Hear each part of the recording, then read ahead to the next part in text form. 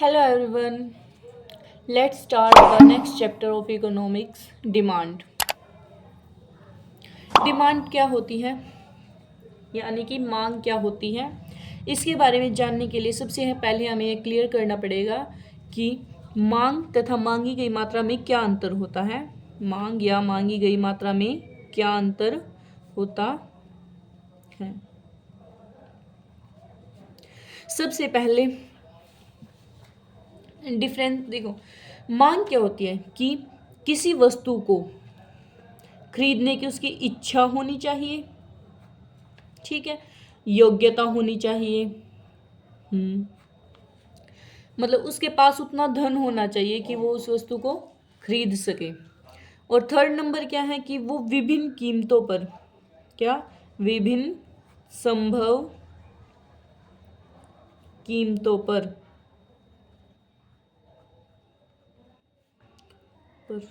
ठीक है।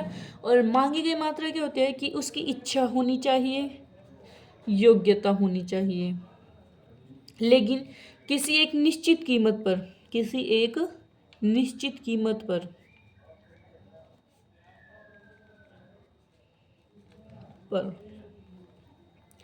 ठीक है। ये हो गई इनके बीच डिफरेंस की बात।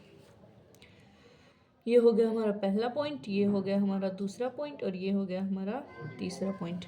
अब इसी से हमारी जो डिमांड की डेफिनेशन है वो क्लियर हो जाती है कि किसी वस्तु को खरीदने की इच्छा और उसको प्राप्त करने के लिए धन होना चाहिए, वो भी किस पर, विभिन्न संभव कीमतों पर।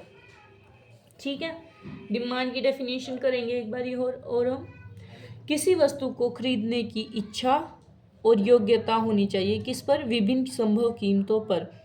किसी वस्तु को विभिन्न संभव कीमतों पर खरीदने की उसकी क्या होनी चाहिए, इच्छा और योग्यता। योग्यता का मतलब है कि उसके पास इतना धन होना चाहिए। ठीक है, अब जब हमारा नेक्स्ट टॉपिक है वो क्या है, मांग अनुसूची, यानी कि डिमांड शेड्यूल। या तो विन है या लर्न है।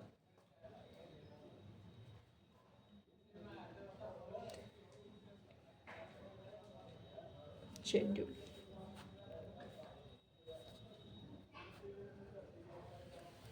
ठीक है। अब डिमांड शेड्यूल क्या होता है, यानी कि अनुसूची का मतलब होता है तालिका, यानी कि टेबल, ठीक है। और वो क्या होती है कि यह वह तालिका होती है जिसमें जो हमारी कीमत होती है और जो हमारी खरीदी गई मात्रा होती है, उनके बीच के जो रिलेशन है उसको दर्शाती है। किसको दर्शाती है, कीमत है और जो हमारी खरीदी गई मात्रा है, इन दोनों के बीच का क्या दर्शाती है, रिलेशन। उसको क्या बोलते हैं हम, मांग अनुसूची। क्या बोलते हैं, मांग अनुसूची। मांग अनुसूची किसे बोलते हैं, जिसमें कीमत और खरीदी गई मात्रा के संबंध को दर्शाते हैं, यानी कि इनके रिलेशन के बारे में बताते हैं। यह दो प्रकार की होती है। यह कितने प्रकार की होती है, दो प्रकार की होती है। नंबर एक, व्यक्तिगत, यानी कि इंडिविजुअल, ठीक है, इंडिविड, ठीक है। और सेकंड कौन सी होती है, बाजार, यानी कि मार्केट।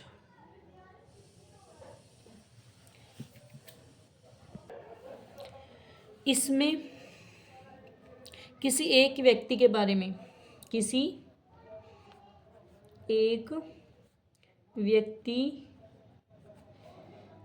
के बारे में होता है, इसमें किसी एक व्यक्ति के बारे में होता है। इसमें जो बाजार में सभी उपभोक्ता है, इसमें जो बाजार में क्या होता है, सभी उपभोक्ता, यानी कि कंज्यूमर, जो बाजार के सभी कंज्यूमर है उनके बिहेवियर के बारे में बताया जाता है। ठीक है, कंज्यूमर, सॉरी,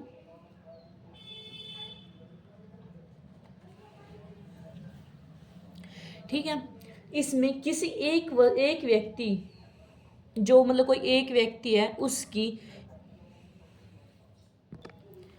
सॉरी इसमें किसी एक व्यक्ति के बारे में बताया जाता है और इसमें सभी उपभोक्ताओं के बारे में बताया जाता है। इसमें बताया जाता है कि जो एक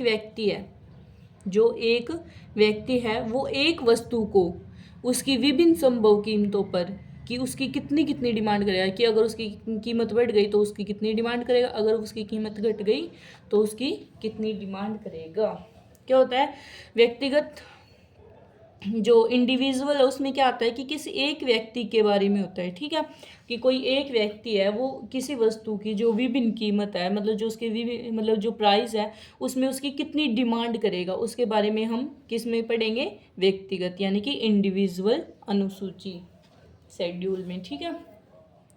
और जो सभी उपभोक्ता किसी वस्तु की विभिन्न कीमतों पर उसकी कितनी डिमांड करेंगे वो हम किस में पढ़ेंगे, बाजार वाले में, मार्केट वाले में, ठीक है। जैसे इसमें आगे आ जाती है टेबल, आगे आ जाएंगे इसमें टेबल, जैसे इसकी तो टेबल बनेगी ऐसे, जैसे यहाँ पे हो गई इसकी कीमत वस्तु की और यहाँ पे हो गई इसकी मांगी गई मात्रा,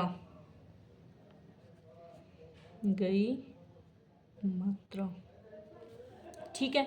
अगर मान लीजिए कि उसकी कीमत 1 है, ठीक है, तो वो उस पर कितनी इकाइयाँ खरीदता है, 4। मान लीजिए कि उसकी की जो है प्राइस है वो कितना है, 1 रुपीज़, तो हम कितनी आइसक्रीम खरीदेंगे, मान लीजिए कि आइसक्रीम ही खरीद रहे हैं, ठीक है, तो हम कितनी आइसक्रीम खरीदेंगे, 4। अगर उसकी कीमत बढ़ गई, मान लीजिए उसकी कीमत 2 हो गई, तो हम इसकी कितनी वो करेंगे, 3, क्योंकि जब प्राइस बढ़ेगा तो हमारी मांग क्या है, वो घटेगी। प्राइस में और डिमांड में हमेशा क्या होता है, नेगेटिव रिलेशन होता है, उल्टा रिलेशन होता है। देख, जब भी आप इकोनॉमिक्स को पढ़े तो हमें क्या सोच के पढ़ना होता है कि मान लीजिए कि हम बाजार में खड़े हैं, बाजार में खड़े होकर सोचना होता है कि अब एक वस्तु का प्राइस बढ़ गया तो हम क्या करेंगे कि उसकी डिमांड को क्या है, कम कर देंगे, ठीक है। अब ऐसा तो नहीं है कि उसके प्राइस बढ़ गए और हम इसके ज़्यादा लेने लग जाएंगे, ठीक है। तो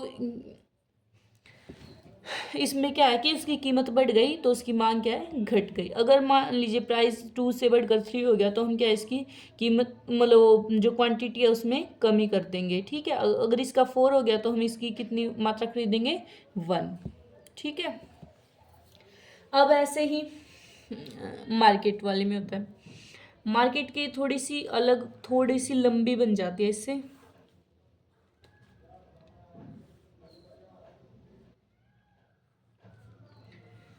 मार्केट वाले में बस हम ये मान लेंगे कि मान लीजिए कि 2 कंज्यूमर है हमारे, ठीक है। मान लीजिए कि यहाँ पे इसकी है कीमत, ठीक है, और यहाँ पे है ए कंज्यूमर, यहाँ पे है बी, ठीक है। जब हम इसकी कीमत 1 हो गई तो ये इसकी 4 मात्रा खरीद रहा था और ये इसकी कितनी खरीद रहा था, 5। जब इसकी कीमत 2 हो गई तो इसने भी कम कर दी, ये 3 खरीदने लग गया और ये कितने खरीदने लग गया, 4। अब ये बढ़ गई कीमत तो ये कितनी कर दी इसने, 2, और इसने कितनी कर दी, 3, ठीक है। यहाँ पे कर दी 4 और यहाँ पे कितनी होगी, 1, और यहाँ पे कितनी होगी, 2। अब जो बाजार मांग है, जो कि हमारी क्या है, बाजार मांग, मार्केट डिमांड है, ठीक है, वो कैसे निकालेंगे हम, ए और बी का प्लस करके निकालेंगे। जैसे 4 और 5 कितना हो गया, 9, 3 और 4 कितना हो गया, 7, 2 और 3 कितना हो गया, 5, 1 और 2 कितना हो गया, 3, ठीक है। ये हमारी क्या आ गई, बाजार की मांग। इतना आप सभी को क्लियर हो गया होगा। अब हम करेंगे इसका डायग्राम। क्या करेंगे हम, इसका डायग्राम यानी कि कर्व। आज के लिए इतना ही, मांग वक्र करेंगे अब हम पार्ट 2 में। अगली वीडियो के लिए बनी रही हमारे चैनल पर।